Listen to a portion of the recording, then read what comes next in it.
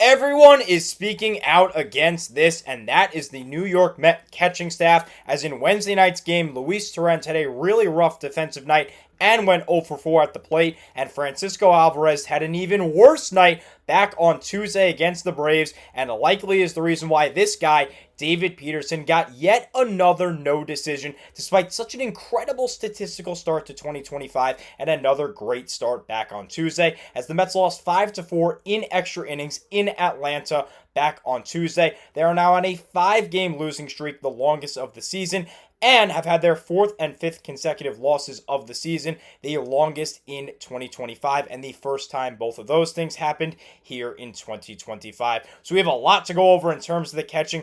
What happened with Alvarez? What happened with Torrens? What are these 3 big plays from Francisco Alvarez, 2 defensively and 1 offensively, that likely cost the Mets the game back on Tuesday? Why was Torrens so bad on Wednesday? We'll answer all these questions. We'll go over all the plays. We'll talk about why this matters and what the ramifications are.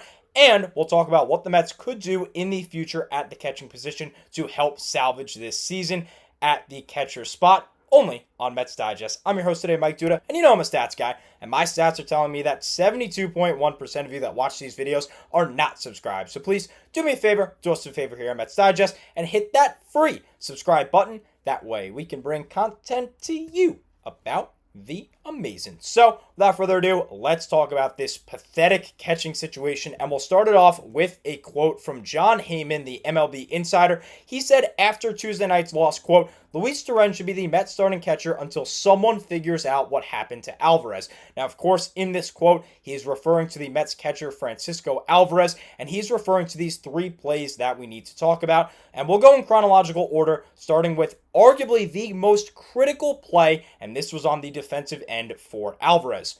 So here's the situation. It was bases loaded, 2 outs. Mets were up 4-1 after David Peterson shoved once again. 7 magnificent innings from him, but he got tired going into the 8th. He gave up 2 base runners. Reed Garrett came in and gave up a single. I think Mendy did the right thing, bringing Garrett in the right spot, bringing in the right guy, but it was bases loaded, nobody out. Garrett bared down, he got 2 outs, and now it's a 2-2 count to Marcell Ozuna, and Garrett is on the verge of getting out of the inning. He throws a great splitter that Ozuna barely, and I mean barely, fouls off, just gets a piece of it on a check swing. And now it's 2-2 again. So Garrett is likely thinking, hey, he barely touched my splitter. If I throw a fastball, it'll go right by him, particularly up and in. I know that's what I would be thinking if I was a pitcher. And it later came out that Garrett was indeed thinking fastball. And he calls his own pitches. So he called for the fastball. But Francisco Alvarez insisted that Garrett went back to that splitter. And therefore, he did go to the splitter. And Marcell Ozuna lined one down the left field line for a base-clearing double that tied the game, and then, of course, the Mets lost in extra innings. So let's hear what the experts have to say about this decision. We'll hear from Anthony Tacoma of MLB.com, as he says, quote, Garrett, the only member of the Mets staff who calls his own pitches, had been 1 strike away from escaping a bases-loaded no-outs jam. When Ozuna hit a check swing foul on a 2-2 splitter, Garrett believed he could blow a fastball by him. Alvarez thought Ozuna looked so bad on the splitter that he wouldn't be able to hit another. Ultimately, Alvarez changed the call. Garrett went with it. Ozuna yanked the splitter just fair down the left field line at Truist Park, and the Braves later KO'd the Mets on Austin Riley's walk-off sacrifice fly against Huascar Brazaban. So, obviously, it wasn't the right decision for Alvarez to switch up the pitch, but let's hear from both sides. We'll start it off with the pitcher, Reed Garrett. He said, quote, it's easy to look back and think that we threw the wrong pitch, but Alvy called my swing and miss pitch. We could have executed a little better. We could have gotten a little bit more lucky. Thought that maybe he saw something that I didn't see. I don't think it's the wrong pitch. I think Alvy's done a great job calling pitches, and I think he's a great catcher. It's kind of the ownership I need to take in calling my own pitches. So Garrett, he's being a typical teammate and a great teammate, typical MLB player. I really like Reed Garrett. He's having a fantastic start to 2025, and he does the right thing here. He steps up, he takes the blame, and he defends his teammate. And his teammate Alvarez, I'll give him credit here, he's going to do the exact same thing and take the blame on himself and try and defend Garrett. Alvarez said, quote, I think he was right. I changed the pitch. I think I maybe made a mistake in that situation, so I feel very bad for that. I've got to stay with him with the fastball. I don't need to change anything. In that last sentence, Alvarez was referring to not changing anything if this situation were to come up again. And in retrospect, he doesn't think he wanted to change that pitch. And obviously, it probably would have been for the better. Garrett probably would have gotten a strikeout on the fastball. But props to Alvarez. He did the right thing here. He took the blame. He defended his teammate in Reed Garrett. But this is the MLB. You can't just defend your teammates and be considered a good player or at least someone that should stay on the team. You have to at least do something defensively, offensively, even on the base paths. And we know Alvarez is a slow guy. He's not going to do anything on the base paths. And he really struggled defensively. This wasn't the only instance defensively. We'll go over another one in the bottom of the 10th. But he just can't get it done offensively. We go back to Tacoma. This is the second problem that Alvarez had in Tuesday night's game. Tacoma says, quote, batting in the 10th inning Tuesday with 1 out and a man in scoring position, Alvarez swung and missed violently on a fastball up in the zone before popping up on a changeup down the middle. He finished the night with a .636 OPS. That's really bad. Not only that, not only are there statistical woes this year from Francisco Alvarez, but he doesn't know how to hit in certain situations. I get it. He considers himself a power guy, even though with the numbers, which we'll see later, he's not been a power guy this year. But he does this all the time. He overswings. He swings too hard. He's trying to crush everything. He's trying to take everything out of the ballpark, and that's not what you need to do in most at-bats, and in certain at-bats especially. Even if you're Barry Bonds or you're a really good power hitter that the Mets have had, like Pete Alonso, let's say. Even Alonso in certain situations will go up to the plate and say, okay, I need to hit a ground ball here to advance the runner. I need to hit a sac fly here. I need to get a base hit here. There are certain situations where you can't aim for the seats, and it feels like Alvarez is doing that every single at-bat at the plate, and the numbers, which we'll get to in just a little bit, show just that. We'll go back to the defense here for the third mistake that Alvarez made on Tuesday night, as Tacoma goes on with his quote and says, quote, in the bottom of the 10th, Alvarez made what he called, quote, a reaction play on a Brazoban wild pitch, throwing behind Luke Williams to give him a clear path to third base as the potential winning run. Manager Carlos Mendoza later said he had no issue with that play. Now, this video isn't about Mendoza. I love Carlos Mendoza. I think Mendy has done a great job in his tenure with the Mets and as a manager, but I have a little bit of an issue here. I get it. He's defending his guy. I like that. I like he's defending his player. But later on in the postgame, Mendy ended up talking about Pete Alonso and some of the base running mistakes that he had and basically said, well, this would be a different ballgame if Alonso was a better base runner. Yeah, maybe, but Francisco Alvarez is literally the reason why you lost because he advanced the runner that went to third and then ended up scoring for the winning run. So let me explain this a little bit more as we'll go back to this quote from Heyman.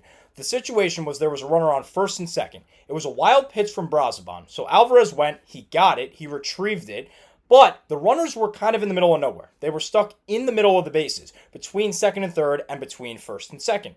So, what you should do in that situation, if you're Alvarez, is throw the ball to third. Because in a rundown or any situation like this, always throw to the lead base. That way, worst comes to worst, the runners go back to their original bases and nobody advances.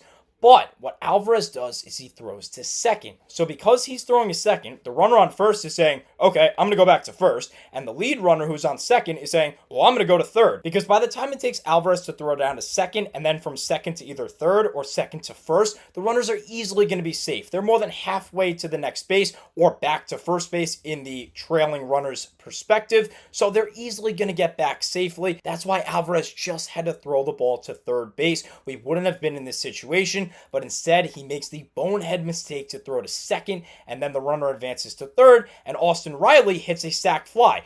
If Alvarez doesn't make this mistake, that's just a normal fly ball, and we continue play in the 10th. Now, obviously, Alvarez had a very bad defensive night. He hasn't been good defensively so far this year, and the offensive numbers just haven't lived up to this top prospect that we were all promised in Francisco Alvarez. This year, he's hitting .235, .323, .313. Yes, a power hitter has a lower slugging percentage than on-base percentage. That is really, really bad.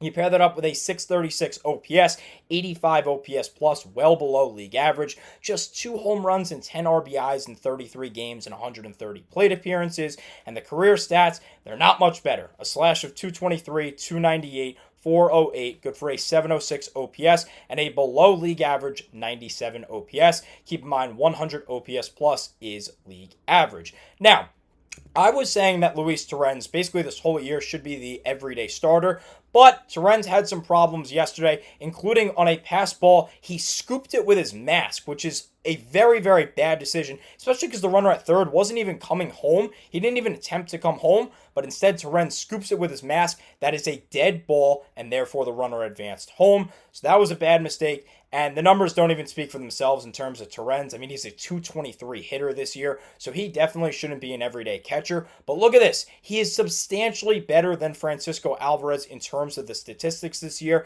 and the advanced metrics, they even prove this further. You look at Alvarez. Alvarez's strength is his exit velocity, his bat speed, and defensively throwing out runners in his pop time.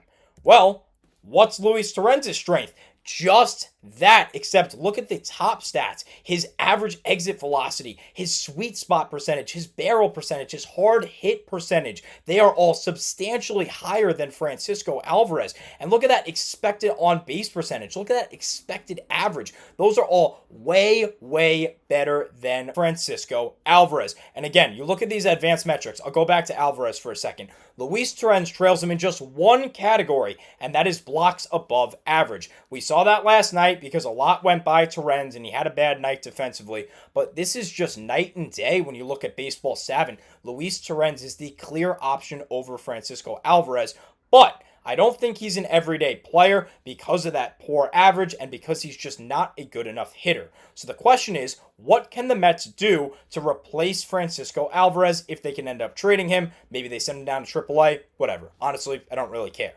I got two options. You might not recognize him based on the statistics, but this is a 2015 World Series legend, Travis d'Arnaud. Yes, in 2015, this guy was on the World Series roster, so why not bring him back in 2025 in hopefully another World Series effort? I know he's not having the best statistical year this year, but you know you get good production out of Travis d'Arnaud career-wise. I think he would be a solid option to bring, but I like this option a little bit better. Former Yankee Jose Trevino. Look at this year from Trevino. A 304 average, 342 OBP, an 846 OPS, 4 dingers and 14 RBIs, and 135 at-bats. He is having a phenomenal year, and he's splitting time in Cincinnati.